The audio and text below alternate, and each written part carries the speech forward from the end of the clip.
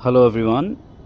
We are back with another of our telescopic uh, photography series with smartphones.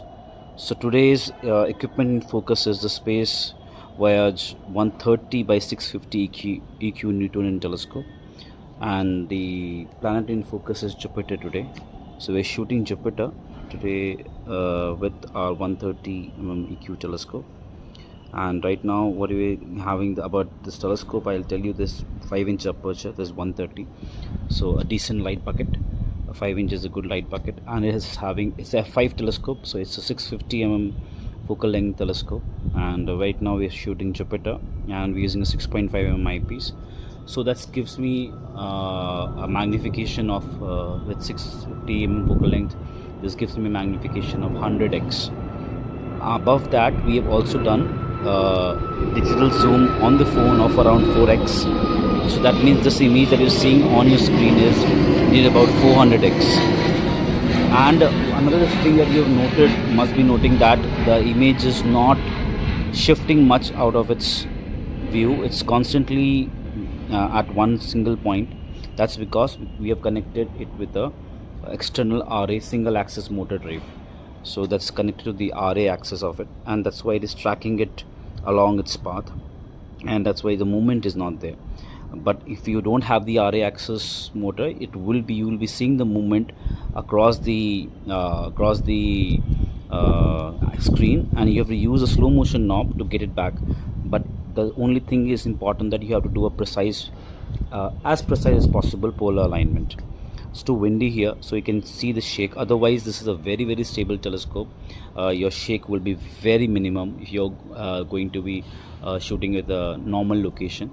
Right now we're in Chennai and it's windy here, and this is 25th of February today, and it's almost around 8:30 here, and we're shooting Jupiter right now, and Jupiter is nearing right now towards the western horizon. And you can see how beautifully the bands can be seen on this. Okay, let it be much stable. So you can see that bands of Jupiter are visible at 400x, and I have used an app to shoot this video for you guys, and the app name is ProCam X. It allows me to record the exposures, to vary the exposures in the video mode. Okay, so I don't know if it's possible with your phone apps, general phone apps, because they don't allow you this. Okay, it is allowed in photography. There is general photo mode, but not in the video mode. So you can see, I don't know if it's recording in the phone. It's too windy here, and that's why the shake is coming on the screen. So yeah, and by the way, I didn't mention my name. This is Neeraj here from Space Arcade, and we are continuing with our output series of smartphones. What can exactly be received from a different set of equipments when we shoot across all planets. So we already shot Saturn with this. You can check out the output. So today we thought that we will be shooting Jupiter. So it's a decent output, and the f5 is a very fast telescope, so it's also very good for deep sky objects. So the results with the telescope for deep sky also is very promising. So overall this is a very good telescope, and for planets you get 6.5 eyepiece, and for deep sky, for low power eyepiece, you get a 25 It comes with two Blossel eyepieces, and it also comes with a smartphone adapter that already is in the package, and I'm using the same smartphone adapter and the 6.5 eyepiece to capture this video in front of me. Okay, so yeah, you can still see I have not touched the phone, I have not touched anything. The image is still in the screen. I have not even touched the slow motion now. I have not touched the tube. I have not touched anything, and the object is still in the screen. This shows that the polar alignment that we have done today is quite precise, and the balancing of the telescope is also quite precise.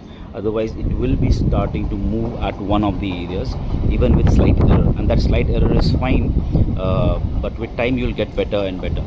So it's too windy here, so the output will become very bad, and yeah, that you can see the shake on the tube here, and because that 400x magnification means that your shake also is magnifying that much amount of time. So as you can see, when it's very stable, at that time you see a very stable image. Okay, and I'll just try to refocus it a bit, maybe slightly can be refined. The focus can be slightly refined. Yeah, I'll just slightly refine the focus. I don't know if it's more sharper, the bands are more sharper, I guess now. And yeah, so that's the thing that we can do. We can capture this kind of videos using the right equipment and the right and remember this at the when you do this exercise, your finder scope has to be precisely aligned, and that is the main key to shooting this, because if you lose the object, you can directly see in the finder scope and bring it back. Otherwise it become very difficult for you to keep the object in the center. So thank you everyone for joining us today, and keep sharing your outputs with us. Do tag us on our channels, wherever you're seeing this. Our channel is Space Arcade IND, and do follow us, subscribe to our channel, and thank you all for joining us. Wish you all clear skies.